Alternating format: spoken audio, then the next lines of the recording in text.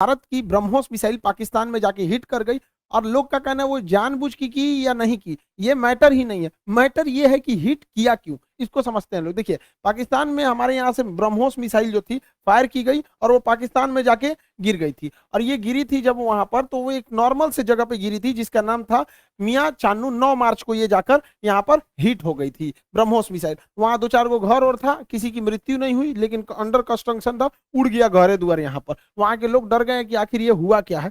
तो उसके बाद वहां पर जो जो inter service public relation officer होते हैं, आईएसपीआर, कहीं पे भी देखिएगा तो एक पीआर ऑफिसर होता है, पीआर पब्लिक रिलेशन। यही लोग सारे लोग पब्लिक से कांटेक्ट करते हैं। जैसे मीडिया वाले को पास भी एक पूरी की पूरी पीआर टीम होती है। अब किसी मीडिया वाले को मान के हमारा इंटरव्यू लेना है, खान सर का इंटरव्यू, तो उन लोग को क्या पता, वो अपने पीआर टीम को बोलेंगे कि खान सर का नंबर निकालो, बताओ कहाँ बात करना है। तो वो पीआर टीम ही काम करती है। तो हर डिपार्टमेंट का एक पीआर ऑफिसर होता है, पब्लिक रिलेशन ऑफिसर, वही बताता है क्या हो रहा है क्या नहीं हो रहा है, एक तरह का प्रवक्ता होता है।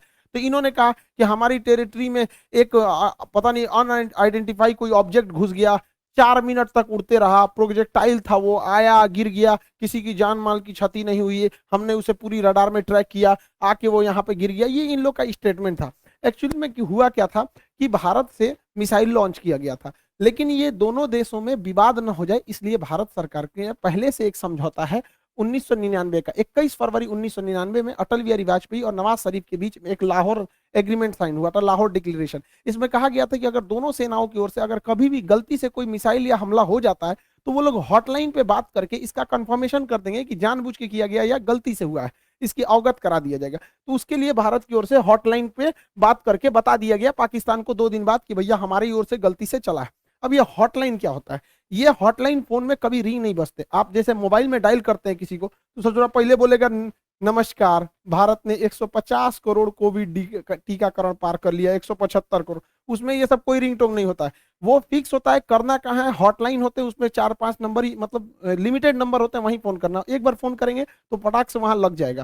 तो हमेशा इमरजेंसी में होता है। अगर हम कहीं किसी पे फोन पे बात कर रहे हैं और कोई नॉर्मल आदमी हमको कॉल करेगा तो उसको वेटिंग बता देगा, लेकिन अगर हॉटलाइन से कॉल करेगा तो जिससे हम बात कर रहे हो तो उसका फोन वहां कट जाएगा और डायरेक्ट आ जाएगा मेरे पास आदेश। तो ये हॉटलाइन 2 देशों के बीच में होता है। मुख्यमंत्री जब कॉल करते हैं तो हॉटलाइन से कर सकते हैं, प्रधानमंत्री वगैरह, तो हॉटलाइन से भारत सरकार ने उन्हें बता दिया कि ऐसा ऐसा हुआ है। शुरुआत में ये मामला दब गया था, लेकिन पाकिस्तान के लोगों को लगा कि उनकी तो मेरी बेइज्जती हो गई, किसी ने आया पूरा बजा के चला गया, इसकी जांच होनी चाहिए। अब ये भाई साहब ये कर रहे हैं कि इसकी जांच कराएंगे हम, कैसे मिसाइल आया और ऐसे हमारे देश के अंदर घुस गया 124 किलोमीटर। अब ये मामला लेके जाएंगे यूएनओ में सिक्योरिटी काउंसिल में उठाएंगे, रूस से कहेंगे, चाइना से कहेंगे, इस्लामिक ऑर्गेनाइजेशन के देशों से कहेंगे। इन लोग का कहना है कि यूएनओ तक में ये मामला उठेगा कि आखिर ये मिसाइल आया क्यों। ये गधा पाकिस्तान उसी चाल में फंस गया जिसमें हम इसे फंसाना चाहते थे। हम ये चाहते थे कि पाकिस्तान इस पर बवाल करे और ये मामला इंटरनेशनल हो, लेकिन इन गधों के यहाँ पता नहीं कोई इंटरनेशनल रिलेशन पढ़ाता भी है कि नहीं, इन गधों को कुछ नहीं पता,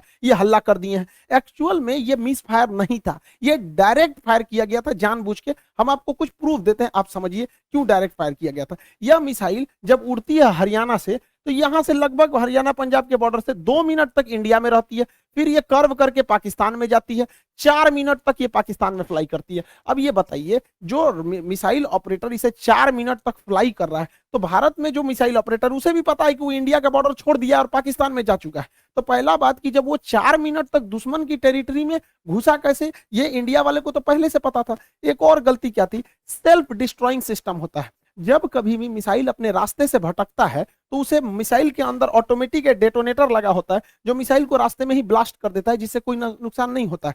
तो किसी भी मिसाइल को मारने से पहले उस मिसाइल का एक ऑपरेटर रूम होता है, उस ऑपरेटर रूम से उस मिसाइल को फायर किया जाता है। फायर करने के बाद वो ऑपरेटर इस मिसाइल को रडार पर देखता है, अगर रास्ता भटकता है तो सेल्फ फायर कर देता है। इस मिसाइल को सेल्फ फायर नहीं किया गया, बल्कि ऑपरेटर चुपचाप देख रहा था, मजा मार रहा था कि घुस गया है पाकिस्तान में चला गया है 124 किलोमीटर तक। तो एक ये दूसरा प्रूफ, और भी कई सारे प्रूफ हैं। तो समझिए कैसे ये नक्शा पाकिस्तान ने जारी किया, हमने ये जारी किया पाकिस्तान।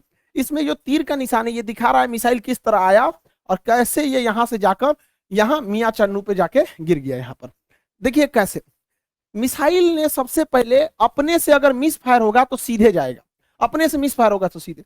ये टर्न नहीं मार सकता है अपने से, माल फंक्शन की वजह से, गड़बड़ी की वजह से 90 डिग्री का कर्व नहीं मार सकता जब तक उसको पाथ फाइंड नहीं किया गया होगा, पहले से नहीं बताया गया हो। तो पहला 90 डिग्री टर्न अपने से नहीं मारा गया होगा। दूसरा, इस मिसाइल में कोऑर्डिनेशन फिक्स था। किसी भी मिसाइल को मारने से पहले उसका जीपीएस लोकेशन कोऑर्डिनेशन फिक्स किया जाता है कि यहीं पर जाना है, लेकिन इसमें कोई बारूद नहीं था। देखिए अमूमन यही होता है कि पहले उसमें बारूद यानी वारहेड भरा जाता है, पहले उसमें वारहेड भरा जाता है, तो इसमें वारहेड था नहीं। जब वारहेड भर दिया जाता है तब उस मिसाइल में फीड किया जाता है कि इस मिसाइल को जाना कहाँ है। तो इस मिसाइल में जाना कहाँ है ये फीड कर दिया गया था, और वारहेड नहीं फीड किया गया था। और जाना भी कहाँ है, मियाँ चन्नू पे। यहाँ ना कोई स्ट्रेटेजिक लोकेशन है, ना कोई सेना का स्कूल है, कुछ भी ऐसा नहीं है। जानबूझ के भारत ने मिसाइल का वारहेड हटाया कि किसी की जान माल की हानि ना हो, और ऐसे जगह को चुन लिया जहां कोई स्ट्रेटेजिक महत्व नहीं है कि बवाल ना होगा। बस हमें मिसाइल घुसा के बवाल करना था, भयंकर बवाल नहीं कराना था। एक और देखिएगा, इस मिसाइल को अगर देखेंगे तो 104 किलोमीटर से ज्यादा ये भारत में रही है, 124 किलोमीटर गई है, उसके बाद भी ये एक्स्ट्रा गई है। यानी इस मिसाइल की रेंज जो थी वो 290 किलोमीटर ही है।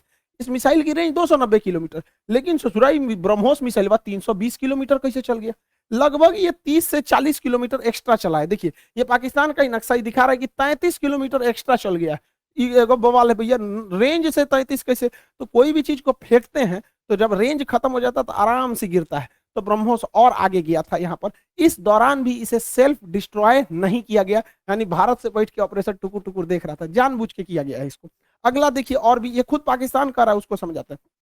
ये उनके आईएसपीआर है, inter service public relation, ISPR. समझ में आ गया? आईएसपीआर समझो, समझो, तोरा नहीं पता अभी यहाँ पे। पहला इनका कहना है कि हम उस पर नजर बनाए हुए थे। देखिए इन निकम्मों को, इसके देश में 124 किलोमीटर कोई मिसाइल घुस गई,